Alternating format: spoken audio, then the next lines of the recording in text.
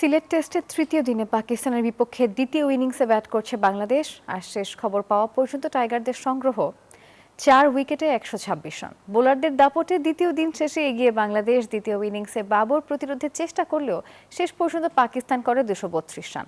নাহিদ রানা ও তাইজুল নেন 3টি করে উইকেট। 3 উইকেটে 110 রান নিয়ে দ্বিতীয় দিন শেষ করে বাংলাদেশ।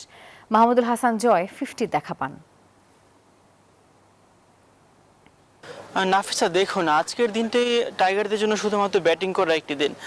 সেই ব্যাটিংটা আসলে টাইগাররা কতটুকু স্বস্তি নিয়ে শুরু করেছেন তা আসলে বলতে পারছি না, কারণ যখন মুশফিকুর রহিম এবং নাজমুল শান্ত যখন ব্যাটিংটা শুরু করেছিলেন তখন আসলে নাজমুল শান্তকে বেশ অস্বস্তি অবস্থায় দেখতে পেয়েছিলাম এবং যার ফলশ্রুতিতে তিনি কিন্তু আসলে আউটই হয়ে গিয়েছেন।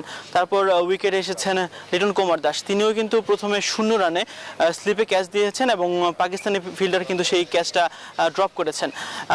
সেই দিক থেকে মুশফিকুর রহিম এবং লিটন কুমার দাস কিন্তু ইনিংসটাকে এগিয়ে নিয়ে যাচ্ছেন এবং দেখাই যাক কতটুকু লিডটা বাড়িয়ে নেয়, কারণ বাংলাদেশের লিড অলরেডি 170 রানের বেশি হয়ে গিয়েছে।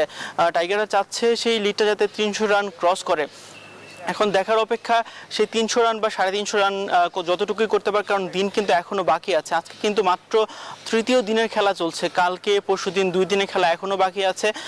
তো দেখাই যাক আসলে টাইগাররা লিড কতটুকু দিতে পারে আর কতটুকু স্বস্তিতে ব্যাটিং করতে পারে, কারণ এখন যে আবহাওয়া সেই আবহাওয়াতে আসলে মেঘাচ্ছন্ন আকাশ এবং সকালবেলা যে নতুন বল এবং ভালো কিন্তু ময়েশ্চার থাকে উইকেটে, সেক্ষেত্রে টাইগারদের ব্যাটিং করতে একটু অস্বস্তি ফিল হবে, সেটাই স্বাভাবিক। আর সিলেটের আবহাওয়ার কথা যদি যেটা জিজ্ঞেস করলেন, সেটা আসলে সবসময় সিলেটে যেটা হচ্ছে, রাতের বেলা বৃষ্টি হচ্ছে, দিনের বেলা রোদ থাকছে অথবা মেঘাচ্ছন্ন আকাশ থাকছে, তেমনটা আসলে আজকে দেখতে পাচ্ছিলাম। তো দেখা যাক দিন যত গড়ায় সূর্য দেখা পাওয়া যায় কিনা এবং ব্যাটারদের জন্য উইকেটটা ব্যাটিং ফ্রেন্ডলি হয় কিনা। নাফিসা।